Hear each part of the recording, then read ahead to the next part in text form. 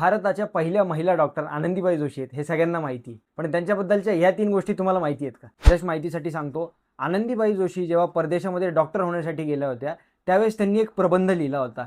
जो प्रबंध आजच्या मॉडर्न मेडिकल सायन्सला एक दिशा दाखवतोय. त्यांच्या प्रबंधातील ही पहिली गोष्ट, सेफ मदरहूड अँड हायजीन, बाळंतपणातील स्वच्छता म्हणजे हायजीन. त्या हायजीनचं महत्त्व आनंदीबाईंनी त्यांच्या प्रबंधामध्ये लिहून ठेवलं होतं. आणि आज आपल्याला दिसतंय की या संकल्पनेचा वापर करून दवाखान्यांमध्ये आणि रुग्णालयांमध्ये हायजीन मेंटेन केलं जातं. त्यांच्या प्रबंधातील दुसरी महत्त्वाची गोष्ट म्हणजे वुमन इन हेल्थ केअर. महिला रुग्णांना तपासणीच्या वेळी संकोच वाटू नये म्हणून त्या डॉक्टर झाल्या होत्या. आजच्या मेडिकल सायन्सेसमध्ये जी गायनोकॉलॉजी ब्रांच आहे त्याची पायाभरणी आनंदीबाईंनी केली होती. तिसरी आणि सर्वात महत्त्वाची गोष्ट म्हणजे त्यांच्या त्या 1886च्या प्रबंधामध्ये त्यांनी भारतीय आयुर्वेद आणि वेस्टर्न मेडिसिन एकत्र आणण्याचा विचार मांडला होता. आजचे आधुनिक डॉक्टर जे ॲलोपॅथी आणि आयुर्वेद किंवा योगाची सांगड घालतायत त्याची सुरुवात आनंदीबाईंनी केली होती. ही माहिती जर आवडली असेल तर नक्की लाईक करा, कमेंट करा आणि जस्ट माहितीसाठी तुमच्या मित्रांसोबत नक्की शेअर करा.